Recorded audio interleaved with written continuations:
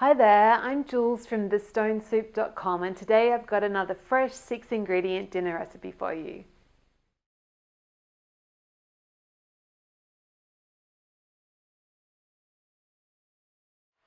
Great, so for our goulash I've just put a little bit of oil in the pan and browned the my beef. I'm using beef, but you can use any protein you like here. Actually, no, it's a beef goulash, so let's use beef. But yeah, so we've got that beef in, and then I'm going to get in my paprika, and I've browned that over a high heat. I like to do it quickly, but I stir it pretty much stir fry it, so it's moving in the pan the whole time. So we've got 4 tablespoons of paprika, and you want to use, it's important to use Hungarian, well, not necessarily Hungarian, but sweet paprika. If you use smoked paprika, 4 tablespoons will be like, the smoking process adds a bitterness to the paprika, so it'll just be too bitter.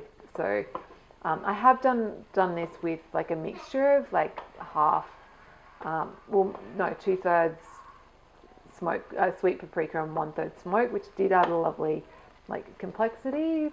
So, but if you are using smoked paprika, just 1 tablespoon max there. Anyway, then we've got so we had 4 tablespoons of sweet paprika, 1/4 teaspoon of salt, of fine salt, then a cup of water, and then the last thing we want to do is get in our peppers. So I'm using, there's 3 bell peppers that I just buy them in a jar, already roasted and peeled, because it's so much easier, and I found a really great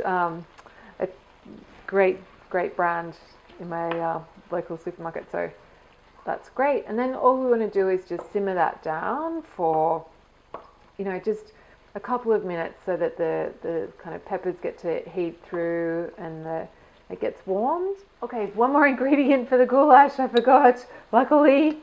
So we want 2 tablespoons of Worcestershire sauce. And this just adds like all that like kind of umami complex flavor that you would normally get from simmering something for a long time. A little bit of sweetness. It's just such a magic ingredient. So 2 tablespoons of Worcestershire, and stir that in. And that's been simmering away now for a few minutes. And then I'm just going to taste, season it with a bit more salt if needed, and serve it on a bed of baby spinach with some sour cream on top. And that is our gorgeous goulash.